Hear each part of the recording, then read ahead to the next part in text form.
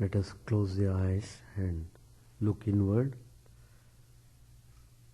and try to focus on the divine light at the center of the heart. Keep looking at that divine light and experience immense peace and joy.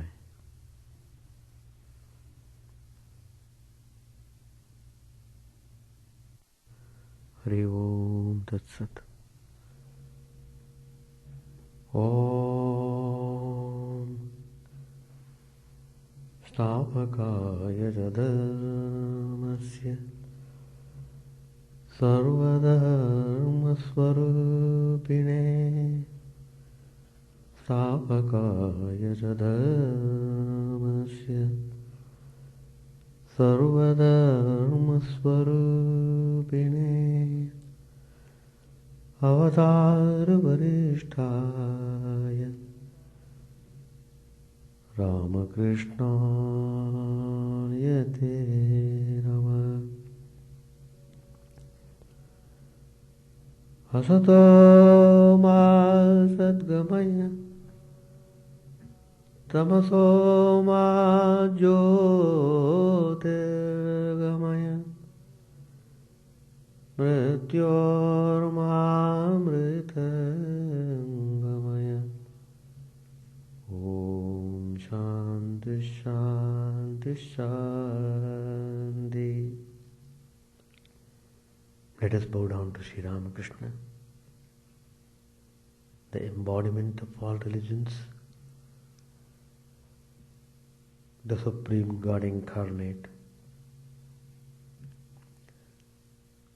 Let us pray to Him to lead us from the unreal to the real, to lead us from the darkness of ignorance to the light of knowledge, to lead us from death to immortality.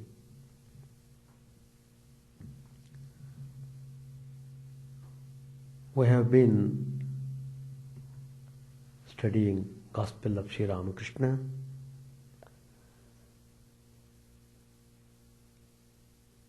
We are discussing many spiritual themes. Today I will be speaking on strive sincerely. Because you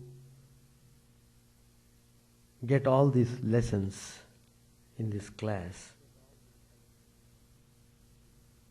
which are very helpful for your spiritual unfoldment.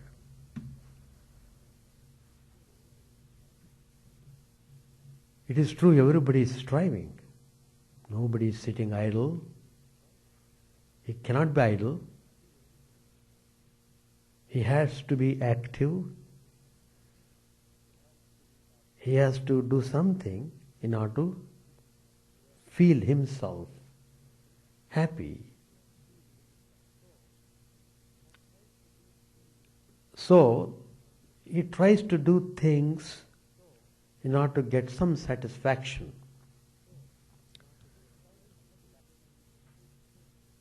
He is trying to struggle so that he can live in a better way, he can have more joy and happiness. So he is pursuing this in the external world. That means he is engaged in the world in such activities by which he would be able to get happiness. But he is not satisfied by the happiness he gets. He keeps on doing things more and more, and still he is not able to be contented, because the more he does, the more desires multiply. So the desires keep him constantly pushing in such a way he will not have time even to enjoy the happiness.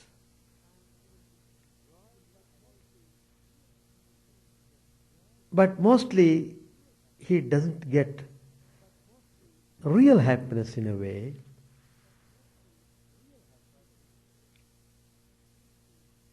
But the real happiness lies somewhere for which you have to strive. Real happiness you can find, you can get, you can accomplish if you strive sincerely for your spiritual unfoldment.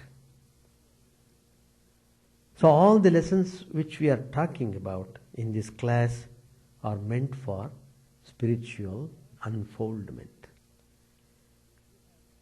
That means you have to explore inward. We are exploring outside world. No doubt we are getting many things discovered, and we are able to enjoy some kind of life in this world, but there is always dissatisfaction. Even though you are doing the job very efficiently, you are not at peace. So you have to give proper direction to your thinking and doing.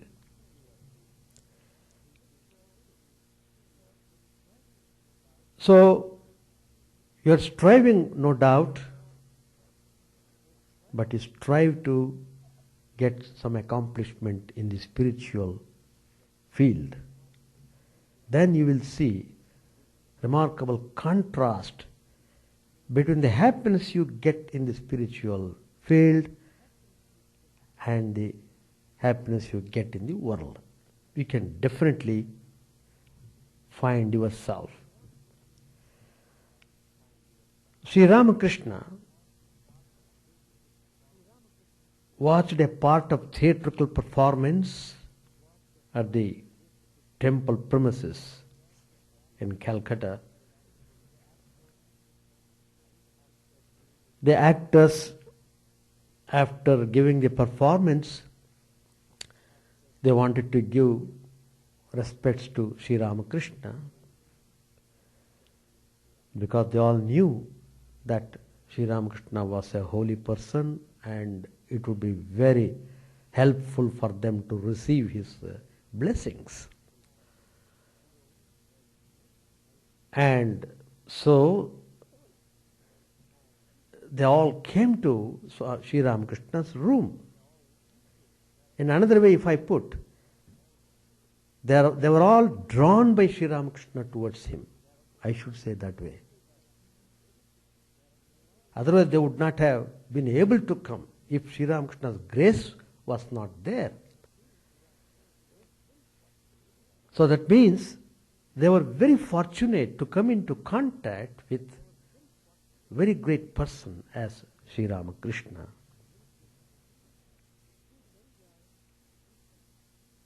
It proved very well.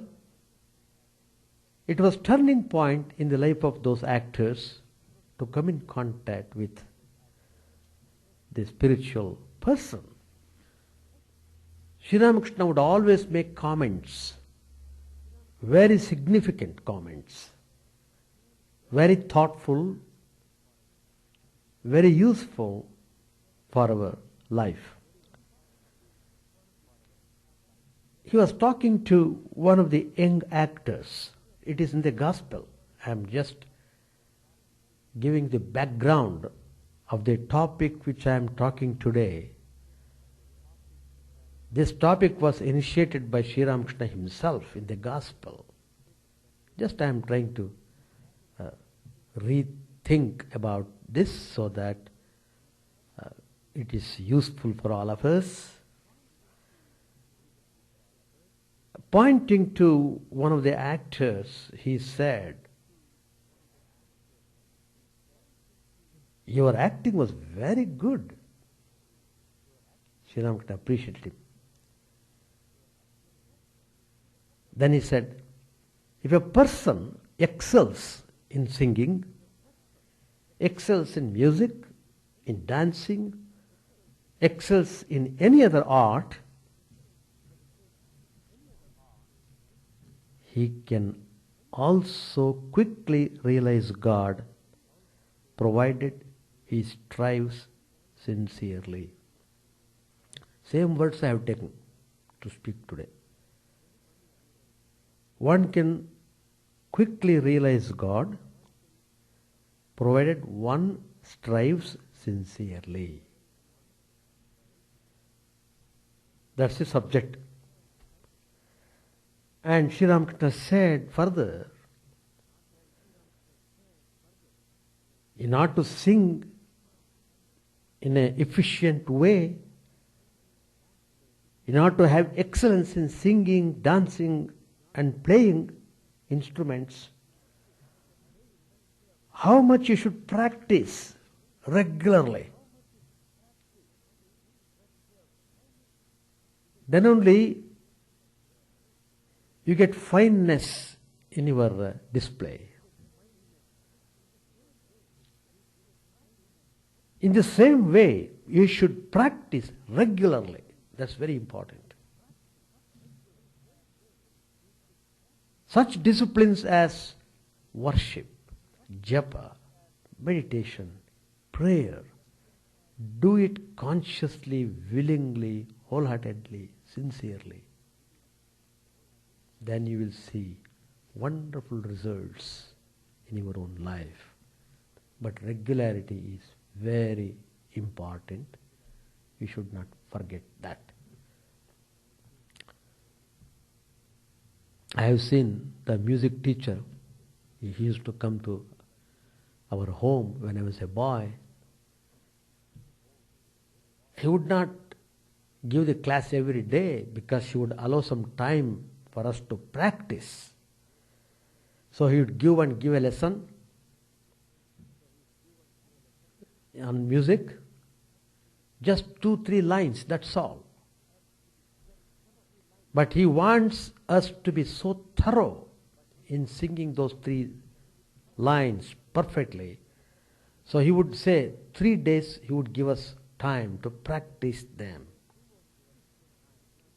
Unless we prove our efficiency, he would not go further in the class. So that way, you are made to practice them regularly, and by constantly doing that way, you develop taste and appetite, interest, great interest in mastering the subject which you are learning.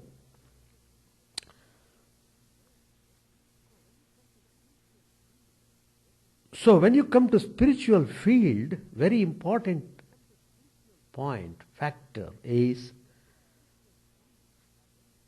you must have longing. Just as you desire intensely to become a doctor, whatever difficulty it is, you go through it and get admission into the school, and though it is a 10 years course, you are not bothered. You just keep on doing it because you are interested in getting degree on the medicine. So since you have got longing, but that longing is used in the worldly pursuit, in achieving the worldly things, you are getting. In the same way, if that longing is used towards realizing your own true nature, it is possible.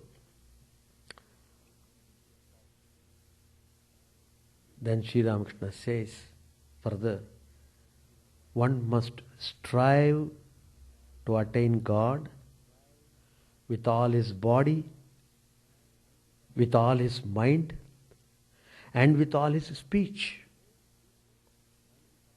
That means the whole being must be engaged in the activities which are helpful for the realization of the truth.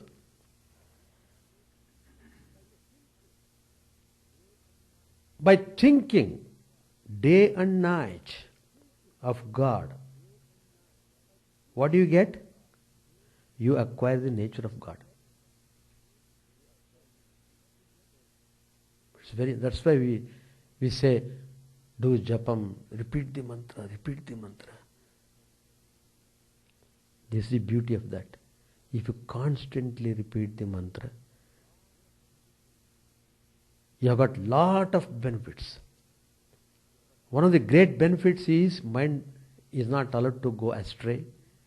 Mind doesn't get distracted. Because you are willing, you want to achieve the goal in this life, so you want to strive sincerely. Repeating God's name, divine name, is very useful and helpful. As Sri Ramakrishna puts it, if you constantly repeat God's name, you get the nature of God. That means what? Your mind is thoroughly purified, and all the qualities which are already there in the mind are replaced by a new set of qualities. You will be having a new format, which is very essential in spiritual field. So this is the background which we should constantly remember. We are all striving for nothing. If you strive for things of the world, it means zero. If you strive for God, it means everything. By striving for the world, you lose everything. If you strive for God, you get everything. One way is losing everything, another way is getting everything. One way leads you to more and more bondage, more and more suffering, more and more tension. The other way is more and more freedom, more and more joy. You are rising from joy to joy. There is no going down in the spiritual field. But you have to follow it in a very definite way, without any kind of deviation, without any kind of doubts. You must do it zealously, and definitely you will get the result. So what is happening on account of the constant touch with the world, with the things of the world, with the people in the world who think about world and world only, what's the benefit you get? What are the fruits you are getting through such contacts? You are constantly being troubled by tensions, constantly being troubled by anxieties. You'll be constantly under some kind of fear. These are the fruits you are getting in the modern life. In spite of this, why are you not opening yourself properly? Why don't you think and correct yourself before it is too late? So what I mean to say, the challenge is great.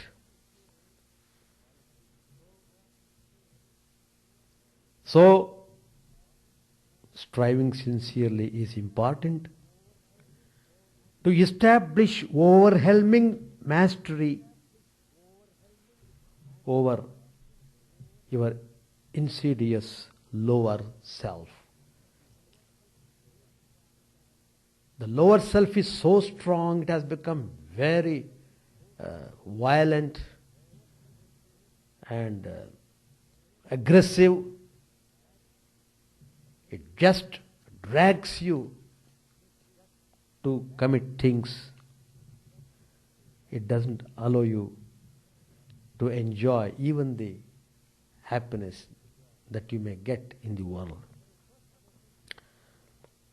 So the first lesson that you should have to learn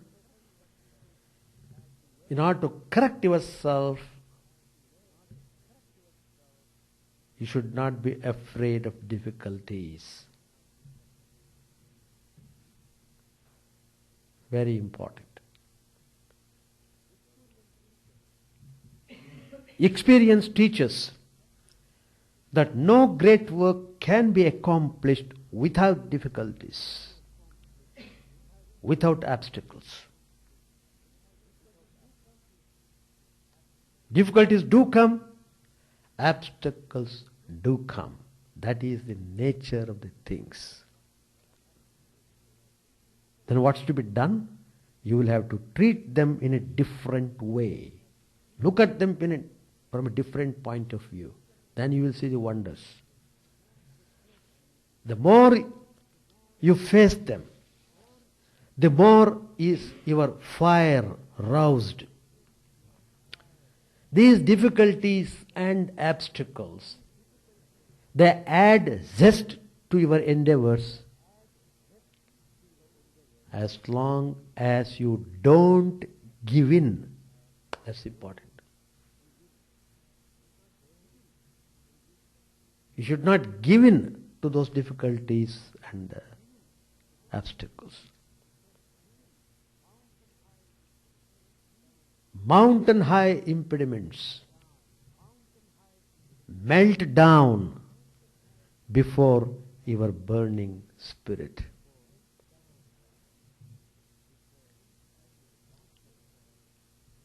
As we launch ourselves on this campaign, undeterred by difficulties, we find to our delight new potentialities unfolding themselves and pushing us up.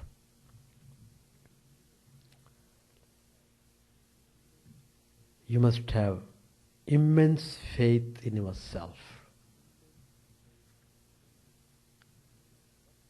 Then only you are worth human being.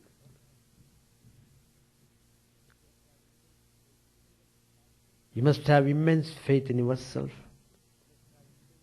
in your capacities. Then you will be able to elevate yourself. Lord Krishna has put it in the Gita. He has taught, don't debase yourself, for you yourself are your friend, you yourself are your enemy. You are responsible for anything that might happen to you, good or bad, whatever it is. There is a mine of resources in every one of you, waiting to be excavated and exploited. If a person fails to dig due to ignorance or due to indifference or due to laziness, and thereby becomes a creature of circumstances, who is to blame?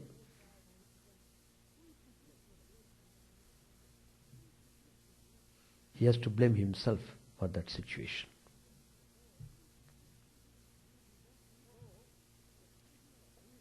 So, he is his own enemy, a prisoner in the self-created cell of passion, prejudice and pride.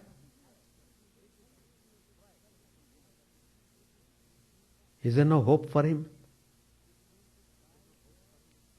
Is he doomed to die there despite his power and pelf? The answer is no. He can affirm his freedom. He can turn over a new leaf,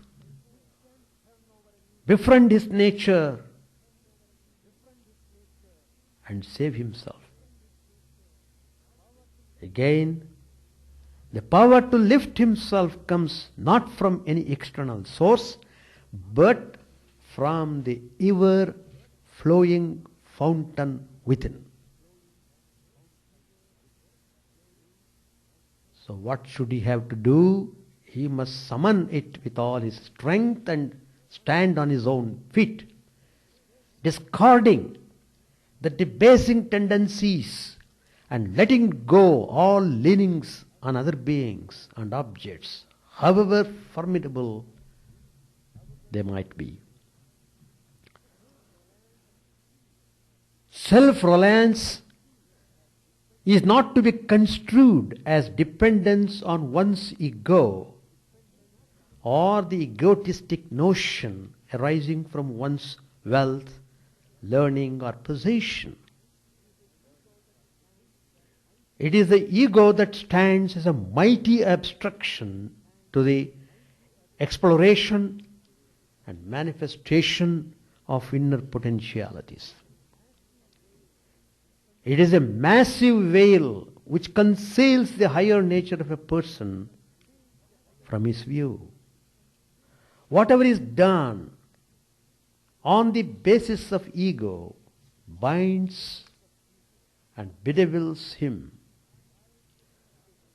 If he is to rise to higher altitudes, it is not by affirming and accentuating his ego, but by curbing and conquering it.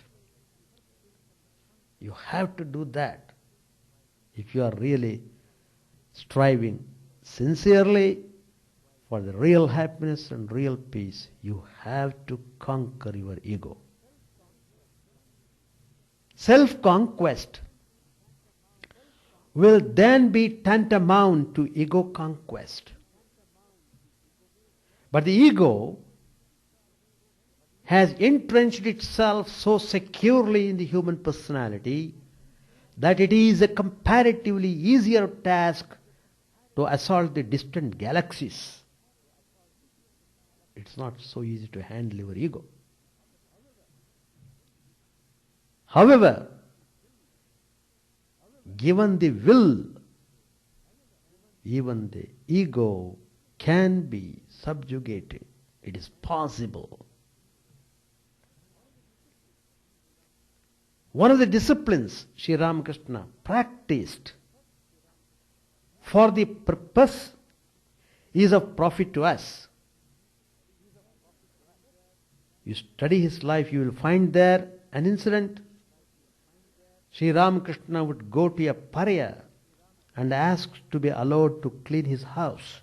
A pariah is a person, an untouchable, on account of his unclean habits, on account of his profession of cleaning the washrooms and cleaning the dirt, and on account of his bad habits, whatever. So, he was untouchable in the society. Of course, nowadays all those things are being changed. If the people change for the better, then all these things will be taken care of. But if the people don't want to change, then it's difficult. So the business of the pariah is to clean the streets and washrooms of the houses. And another point is, such a person doesn't enter the house by the front door, by the back door he enters.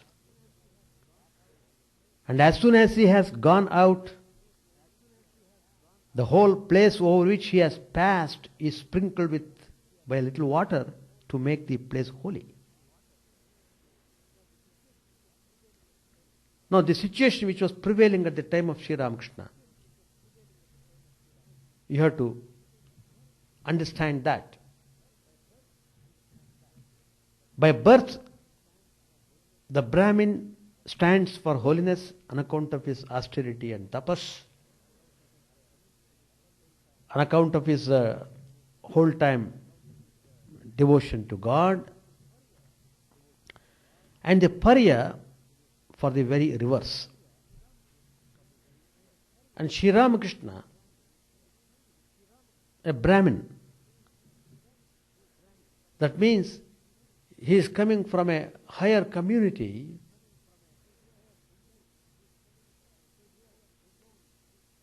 so he has his own way of restrictions and disciplines as a Brahmin.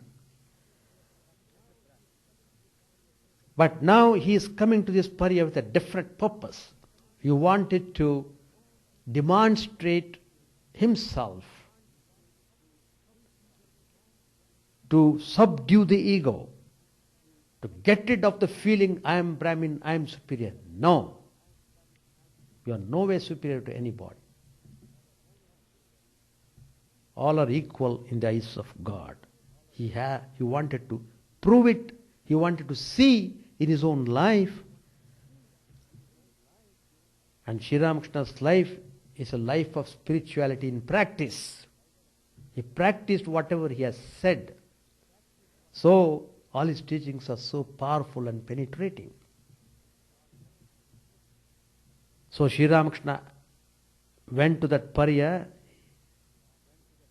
and he asked him so that he might allow him to do the menial service in the house of the pariah. Of course, the pariah could not allow that, because that community, they all think that if they allow a Brahmin to do such menial work, it will be a terrible sin and they will be extinct. So they would not permit. Then what should be done? So in the dead of night, when all were sleeping, Sri Ramakrishna would enter the house of the pariah. He had long hairs, and with his hair he would wipe the place, saying, he was addressing to Divine Mother, "O my mother, make me the servant of the pariah. Make me feel that I am even lower than the pariah. They worship me best who worship my worshippers. These are all my children, and your privilege is to serve them," says the Hindu scriptures. This particular incident has been told by Swami Vivekananda in his lecture on My Master in New York in 1896. And on the same subject he spoke in England also. These two lectures have been combined, and you will get in a book form, My Master, separate booklet is available. How Vivekananda described his master. So here is the point for us to learn. By service to others, you can subdue the ego.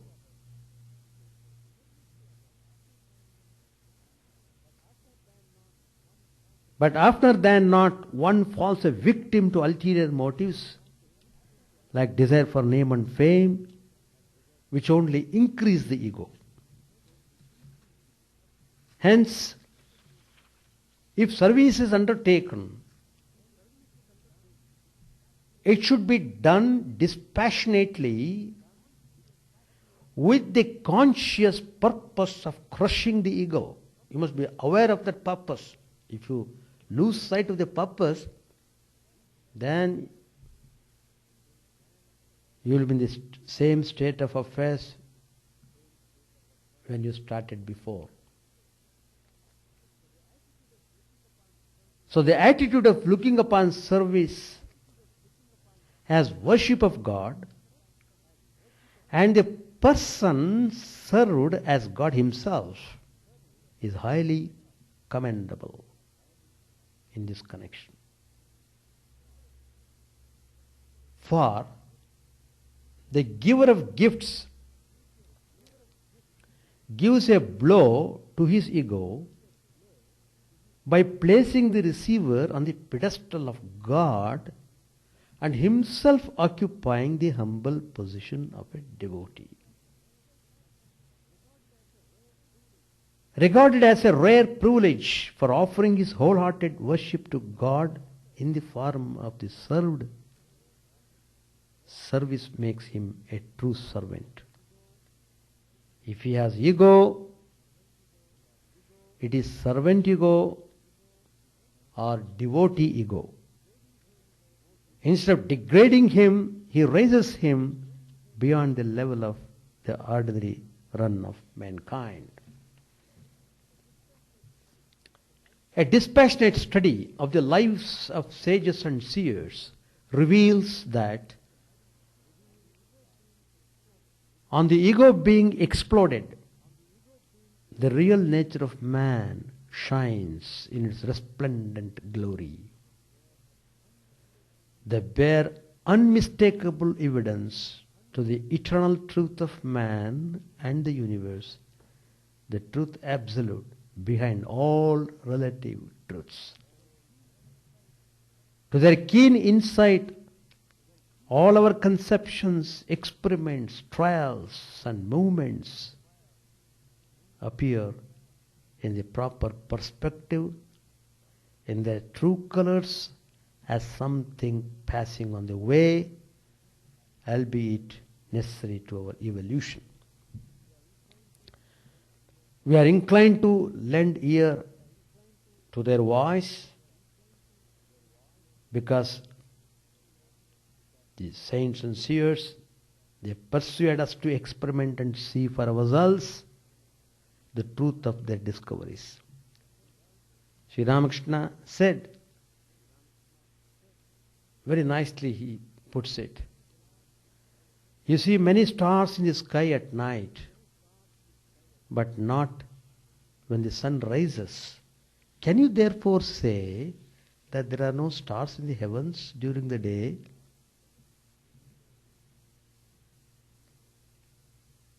Oh man, because you can't find God in the days of your ignorance, say not that there is no God. These are the words of Sri Ramakrishna.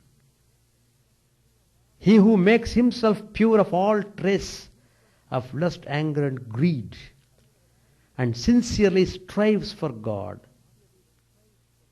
Mark the word, sincerely striving. You have to strive sincerely. Then you are sure to see Him. We are called upon to test the truth of this statement. Here is a challenge of a scientific nature which we can't reasonably brush aside. Religion, in the broad sense, is not opposed to reason. Rather, it makes use of it in sifting the real from the illusory and in validating its own conclusions. Another reason why they appeal to us is that they bear a happy and hopeful message when we are losing hope everywhere. None is lost or condemned. Everyone is a child of immortality. All are marching in a grand procession to the supreme goal of Brahman. Some will reach early, others late. That's all the difference. All our success and failures, all our joys and sorrows, hope and despair are but attempts to manifest the divine within. Even the criminal whom society chastises and condemns has in him the divine spark which can blaze up at the opportune moment. It's a fact. There are many stories, live stories, not fiction, how it is true. There was a person in Maharashtra who used to rob the people in a violent way, and he was a terror to the people. He would come from nowhere and attack the people and rob them. Innocent people were being tortured, and nobody could go without fear. Nobody could walk on the streets because nobody knew when that robber would come and attack them.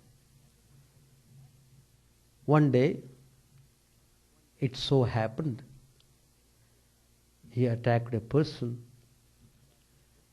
and that person was killed by the robber, and the robber was coming on a horseback. Then he moved onwards. When he was moving on the horse, he heard the crying of a woman, wailing, calling for the husband. She had a child, nobody to take care of them, no food was being given, the child is hungry, where is the milk? Who is to bring? And she was weeping and weeping and crying and crying. This robber was coming on the way. He saw that. His heart melted down. He came down the horse and went near the woman and asked her, "Why are you weeping? Why are you wailing?" Then she said, "I don't know what happened to my husband. I'm waiting for him. It's a long time he didn't come. I have to feed the child. I am also hungry. I can't move. My limbs have become weak. What can I do? Who will help me?" Immediately he realized he had killed that person who was the husband of this woman. It's a great criminal act, no doubt, but that was a turning point in his life. He just went to the Devi temple nearby. He was full of rajas. He cut his thumb. Blood was oozing out.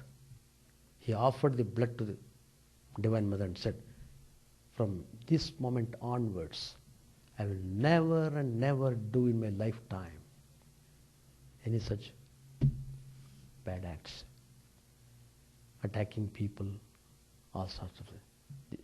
This moment, it's all buried.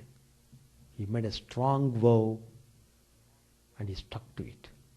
Later on, he became a very great saint.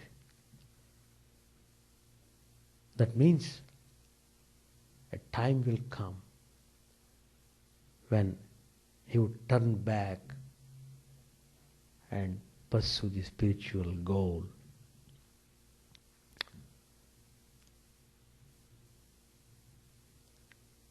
The sinner of today is a saint of tomorrow. The kingdom of heaven is in every one.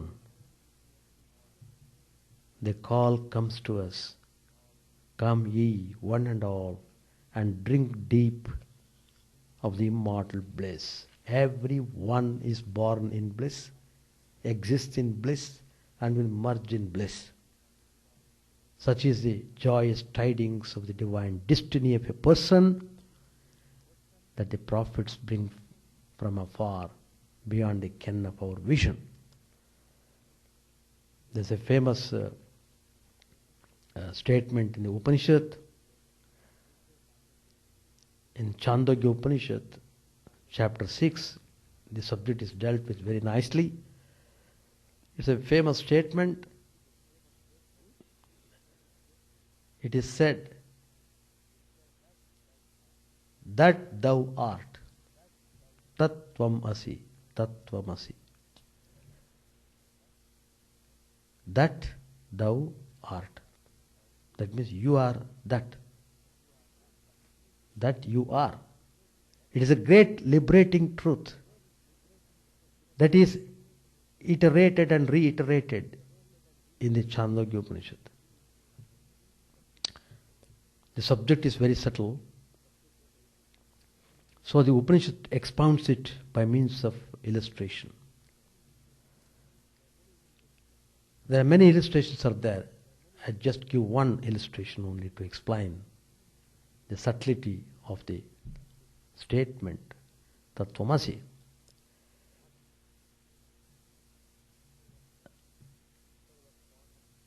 There was father and son, father's name Uddalaka, son's name Shvetaketu. Uddalaka was a realized person, and Shvetaketu, his own son, is his disciple. The two relationships, one is father and son relationship, another is guru-disciple relationship. Now as a guru, he is teaching the disciple the lesson.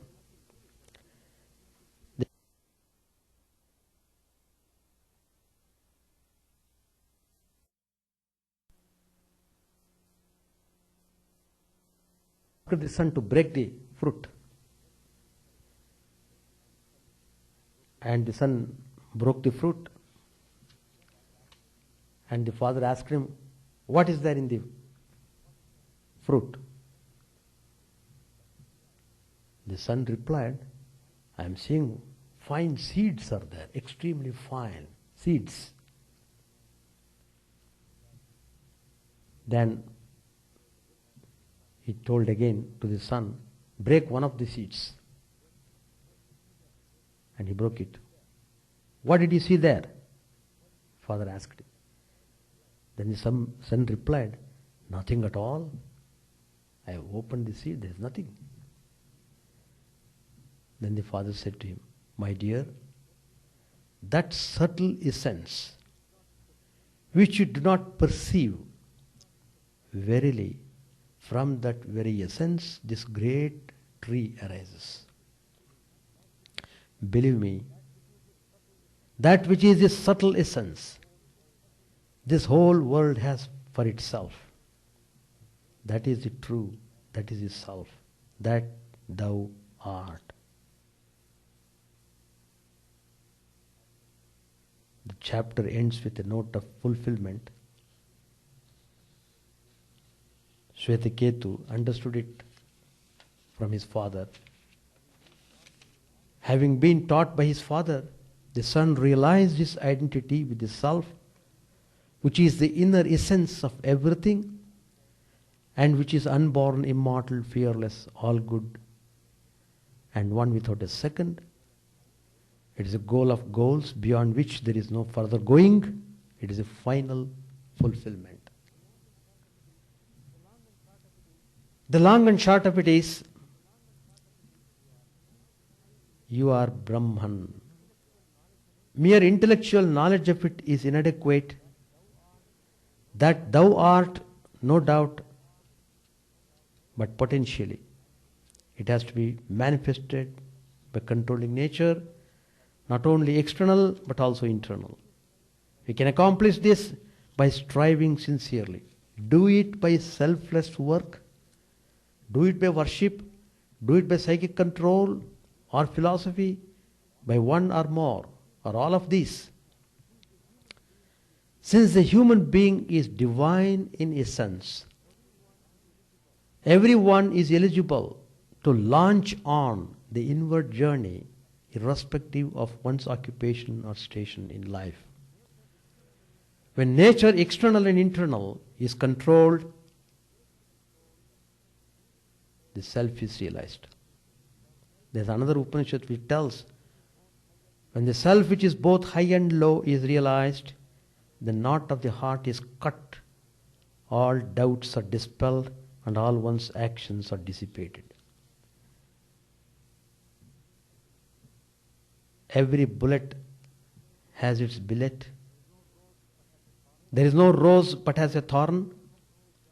No pleasure can be got without pain, nor is there permanence in the pleasure obtained. On the other hand, the treasures of bliss of the spiritual world, which lie deep within, are many, nay infinite. There is wisdom indeed in unearthing them and realizing the infinite self. What is called for is intensive, persistent effort. Intensive, persistent effort. You will have to strive sincerely. You will have to dive deep into the ocean to get into pearls and gems. Brahman being truth, knowledge infinite, the effort cannot but end in fulfillment. And the fulfillment gained is superlative in as much as the knower of Brahman attains the supreme. So, everything depends upon how you strive sincerely. Then only you will achieve all the results and you will be able to reach the goal and you will get real fulfillment and you feel real taste of peace and joy. That's all. If there is any question, you are welcome to. Oh, I have to read. Page 596. Master Maharshi said, it was the householders who went to Keshav Sen. Master said, yes, that is true. The worldly minded. Yam said, will what Keshav has found dead remain a long time? Master replied, why? He has written a Samhita, a book of rules for the guidance of the members of his Brahma Samaj. Yam said, but it is quite different with the work done by a divine incarnation himself, Chaitanya's work, for instance. Master said, yes, that's true. Yam said, you yourself tell us that Chaitanya Deva said, the seeds I have sown will certainly bear fruit some time or other. A man left some seeds on the cornice of a house. Later on, the house fell down and trees grew from those seeds. Master said, many people go to the Samaj founded by Shivanath and his friends. Isn't that so? Yam said, yes, sir, people of that sort. Master said smilingly, yes, the worldly minded go there, but not many of those who long for God and are trying to renounce lust and gold. Yam said, it will be fine if a current flows from this place. Everything will be carried away by its force. Nothing that comes out of this place will be monotonous. Master said smilingly, I keep men's own ideals intact. I ask a Vaishnava to hold to his Vaishnava attitude and a Shakta to his. But this also I say to them, never feel that your path alone is right and that the paths of others are wrong and full of errors. Hindus, Muslims and Christians are going to the same direction by different paths.